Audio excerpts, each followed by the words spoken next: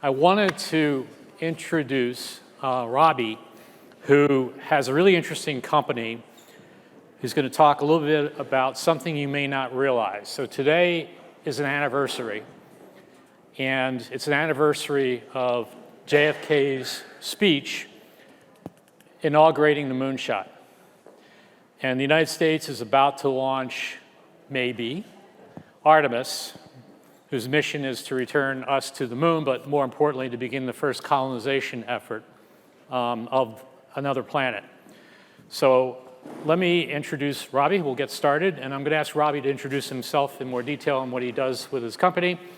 I had to have at least one young person to bring in the fashion statement here. Young, what is the generation, what? I'm a millennial. Okay, generation millennial. Millennial. So he's our token representative here. Anyway, all yours, Robbie. Thanks, Mike. You're welcome.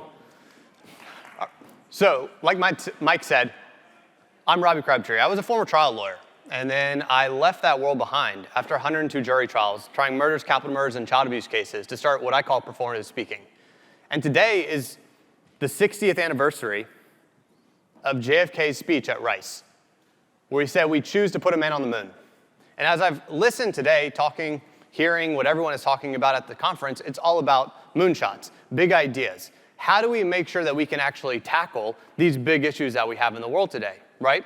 JFK, when he gave this speech 60 years ago at Rice University, led to 400,000 people mobilizing around the idea of how are we actually going to achieve this goal? And JFK was an amazing storyteller, great communicator. He had Ted Sorensen behind him writing a lot of these speeches. And so 7 years later, America put a man on the moon. That is what we're here to talk about today. When we think about that, though, there's a massive problem inside of the industry that founders face. Founders, this is from DocSend, looking at pitch deck analysis. And it's for early stage founders, which is who I work with. Over the last 2 years, I've worked with thousands of startup founders at the early stage to figure out how can they tell a story, how can they communicate their idea, but ultimately, because they're going after big ideas, how can they raise capital? Now, these numbers, the biggest ones to look at is the traction and the team. Look at how much more time a venture capitalist spends analyzing the female team's team slide and traction slide. In this ecosystem, females and diverse founders account for 2 to 3% of total funding. And yet, when we look at the numbers, these founders deliver outsized returns. The alpha is unbelievable when we think about actually backing diverse and female founders. Now, I get that this is a little bit humorous because I'm about as white as it gets, about as white male as you could possibly be. And yet the vast majority of founders that I work with are women and diverse founders. It's not people who look like me coming to me because they're not having a problem getting funding. So the ideas that are going out there sound the same, approach the problems the same ways, and yet we need to change these dynamics. Because it's not just the funding that's the issue. Inside of these conversations, which I listen to and talk to with all the founders I work with on a regular basis, the questions that they're posed are totally different if it is a male versus a female. Males are asked promotion questions, why you're going to succeed, whereas female founders are asked the opposite. It's all framed around why they're going to fail, which leads to huge inequalities in that funding dynamic. Because when you look for red flags, you find red flags. When you look for green flags, you find green flags. So, how do we approach this? How do we think about this to make it better? There are really two things that I focus on in the work I do with VC funds and also with founders.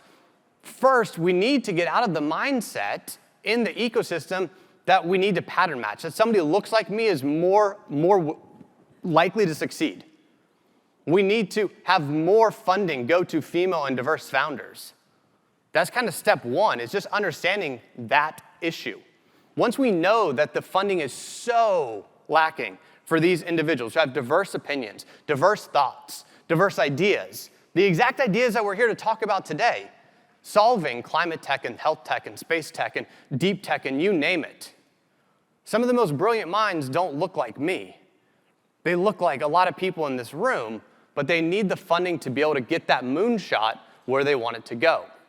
But the second piece, and this is really where my company, Performance Speaking, comes in, is how do we help founders with world-changing ideas communicate those ideas to change the world? And so at Performance Speaking, that's what we do. We're helping founders to communicate those ideas through storytelling. Because why was JFK able to rally 400,000 people in the US to put a man on the moon? It was because he told a captivating story of history and of time and condensing it to a football-length field. But if you've ever listened to that speech 60 years ago, what he did is he not only said we've got to put a man on the moon, but we have to invent new materials before we're even going to be able to achieve that audacious goal. And we're in that moment right now with massive issues in front of us.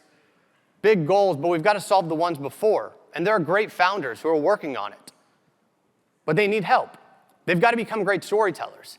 They've got to be able to communicate an idea in a way that rallies people to them, that cuts through the noise, that stands out and says, I want to be a part of this. I want to go to the moon. Because at the end of the day, humans are adventurers. We're pioneers. We're driven to that ambitious spirit of going where we've never gone before. But that comes through storytelling. That comes through understanding how to communicate. And that's what we'll continue to do as we build out performance speaking and the technology to enable that at scale so founders can learn these skills, develop these skills, and deliver them to ultimately do exactly what JFK did and put the next generation of men on the moon. Thank you so much.